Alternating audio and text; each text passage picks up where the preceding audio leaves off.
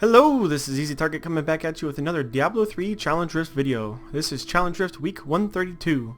And as you can see on screen, we have a Witch Doctor. And if it looks right, that's my favorite weapon combination to make you blaze through the levels with the chicken build. And I can't wait to try this one out. Before we pop into the game, I'd just like to let you guys know that the Diablo 4 website is up. Just gives you a little bit of details, gives you an introduction video on Diablo 4 that was introduced at BlizzCon. Also goes over some of the characters, gives you a little bit of backstory, a little bit of gameplay if you haven't seen that stuff yet. If you haven't seen the website yet, it's kind of cool too. I'll put the website on screen right now, and I'll also put the link down below in the description. But other than that, let's go ahead and jump onto the game and see what we're working with.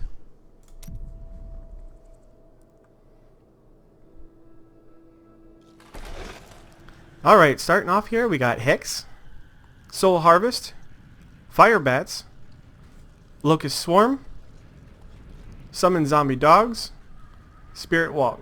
And then taking a quick look at the passives, we have Pierce the Veil, Fierce Loyalty, Graven Justice, and Tribal Rights. Then taking a quick look at the set here, we got the Arachyr set, Arachnid set, whatever you want to call it. Gives you increased damage for your Hex and also your Fire Bats. So your Hex, you'll be blazing through the level and then exploding on your elites or big packs, and then you can use your Fire Bats to clean them up. But other than that, let's go ahead and jump on into the game and see exactly how I'm going to run it.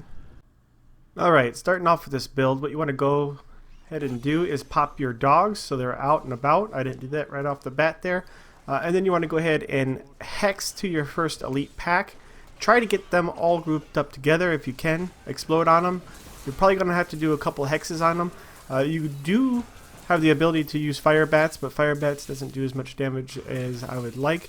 So if you just pop the Hex again right on top of them, if you have some mobs right around, you should be able to have that off of cooldown again because of your passive. And then other than that, you're just going to go through. If you see big packs, explode on them as well, because you'll instantly get your Hex back, so you're not wasting any time really. So you can explode it, Soul Harvest any enemies that are still alive, and then continue on.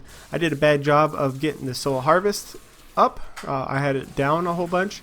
I didn't have the maximum amount of stacks. That'll help you out a little bit, but it's not exactly needed whenever you're going through, just because it's so powerful. And as long as you're activating Hex frequently enough, that's going to give you the buff to where you get that damage reduction. And then there is one last thing. Whenever you get to the Rift Guardian and you explode on him, he may not explode right away, so you're probably going to have to use some Fire Bats on him, and then once the Hex comes off cooldown again, run around for a second and then explode on him, and it should do a pretty decent amount. I had bad luck whenever they exploded, so he didn't go down right away. And that's just about it.